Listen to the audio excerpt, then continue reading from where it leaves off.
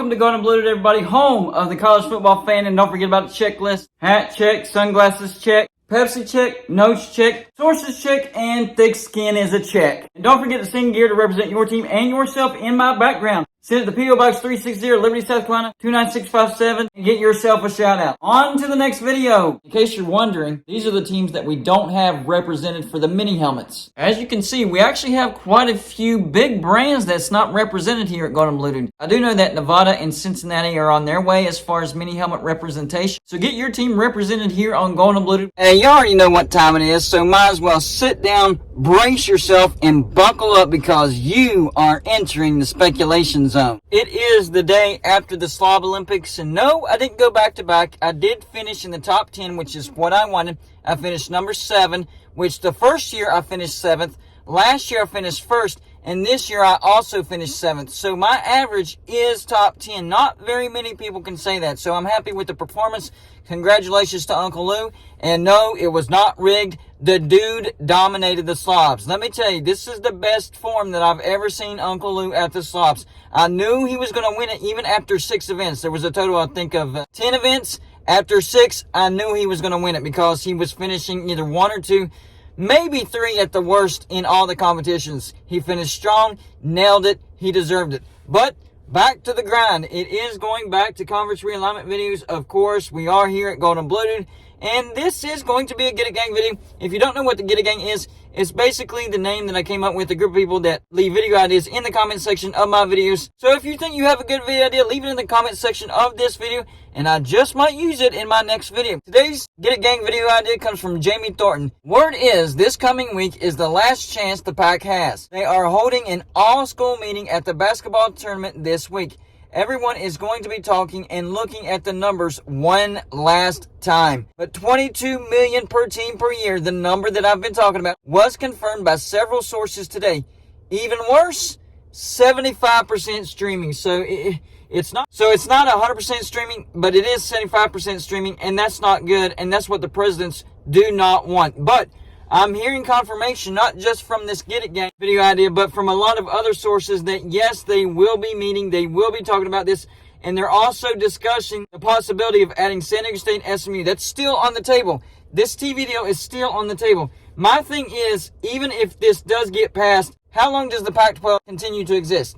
Not very long. $22 million per team per year.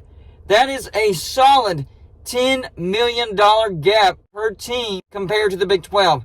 So no, I don't think that this really helps the Pac-12. The only thing that it might do is guarantee that they're around for another 5 years. That's it.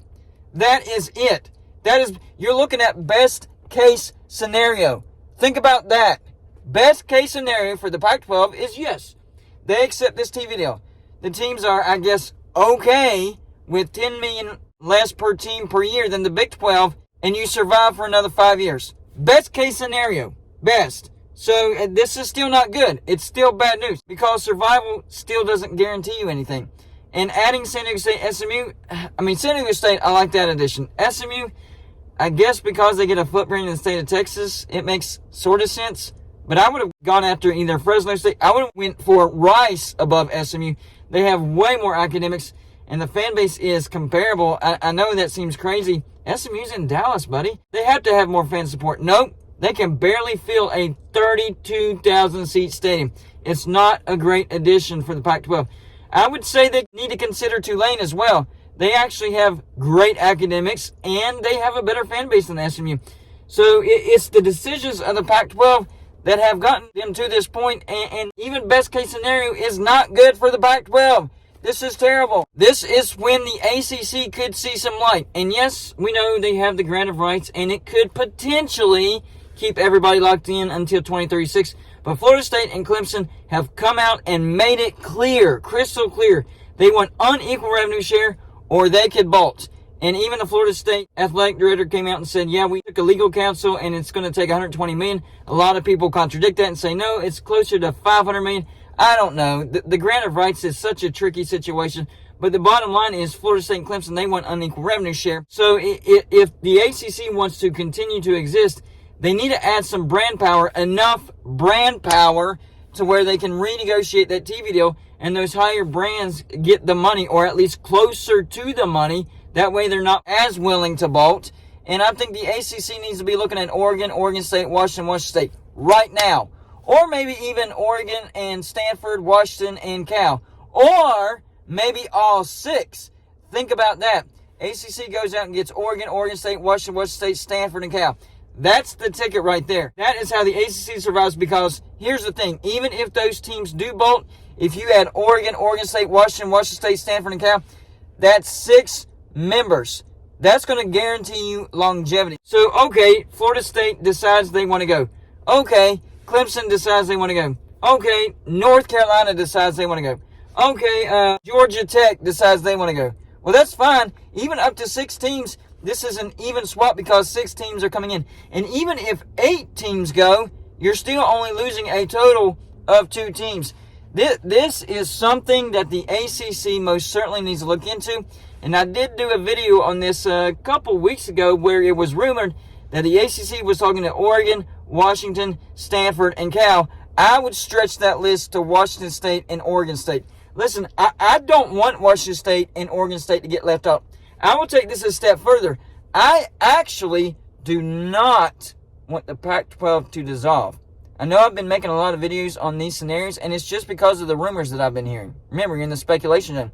This is not a prediction. This is not me hoping that the Pac-12 dissolves. In fact, as a fan of a team that's in the Big 12, West Virginia, I'm hoping that the Big 12 isn't able to pick up those teams. I know it's good for the Big 12, but it's bad for West Virginia. I'm hoping that the Big 12 can pass on that and just focus on the ACC, because I do think if the ACC doesn't add teams from the Pac-12, then they have a real potential of dissolving, and the Big 12 can pick up Pitt, Syracuse, Louisville, and even Virginia Tech, depending on if the SEC picks up Virginia Tech. So I think the Big 12 actually needs to hold off and focus on the ACC and the possibility of the ACC dissolving and strengthening the East side.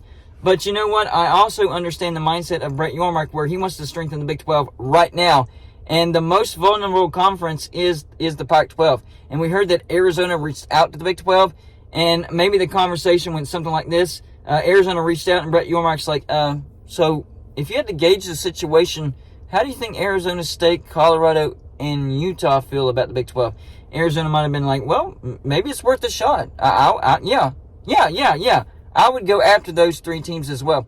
And so a day later, we hear that Brett Yormark is talking to all 4 corners. And I think Arizona could have been the catalyst. Remember, the 2 most outspoken fan bases as far as utter disgust in the direction of the Pac-12 was Arizona and Arizona State. Maybe by Arizona reaching out to the Big 12, that opened the door for the Big 12 to talk to the rest of the 4 corners, not just be interested, but actually talk to them. And that's what I'm hearing. I'm hearing that the Big 12 has actually talked to the 4 corners, and Arizona was the team to open the door. And that's great for the Big 12. I'm not particularly interested in that or excited about that, because that's just more travel woes for West Virginia. But I understand it. It will help the Big 12. It will solidify it. And you know what? I'm okay with that as long as the Big 12 actually strengthens the East side as well. That's what as a West Virginia fan, that's what I'm worried about the most. And I want to get back to a place to where West Virginia plays its rivals every single year. In Louisville, Pitt, Syracuse, and Virginia Tech, if we get to play them every year, I'm good. No more wishing that we're going to the ACC. No more wishing that we could possibly go to the SEC. No, West Virginia would belong in the Big 12, and we would get to play our rivals every single year. That's what all this complaining by Golden Bluted has been about. Not being able to play our rivals every single year. I don't have a problem with the Big 12 as a conference. I really don't. Geographically, not a good fit for West Virginia. Rivalry aspect, not a good fit for West Virginia.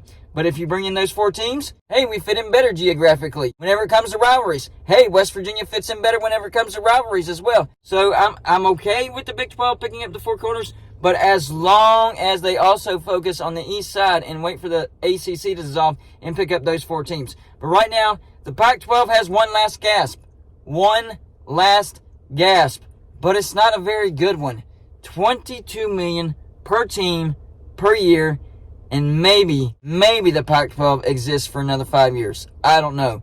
But there's still a chance that they could turn it down.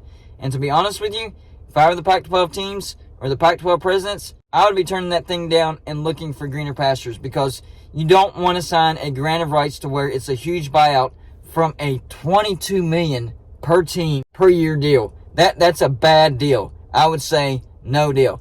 But this week, this is a big week for the Pac-12. A lot is at stake. Survival mainly. Not a lot of money. A lot of money is not at stake, but survival is. So y'all have it in the comment section. Number one, do you think the Pac-12 finally accepts this terrible TV deal and exists for another 5 years? Number two, do you think the Big 12 is finally able to convince the Four Corners to join the Big 12? Number three, if that does happen, maybe eventually the Big 12 is able to grab those 4 teams out of the ACC. How would you feel about the Big 12 being a coast-to-coast conference with those 4 ACC teams grabbing the Four Corner states? And remember, Arizona does not have daylight savings time. So during the football season, they are in Pacific time. So if Brett Yormark is able to get the Arizona teams, he technically does have Pacific time in the football season. That's all I got for this show. Like and subscribe if you haven't already, and I'll see you on my next show.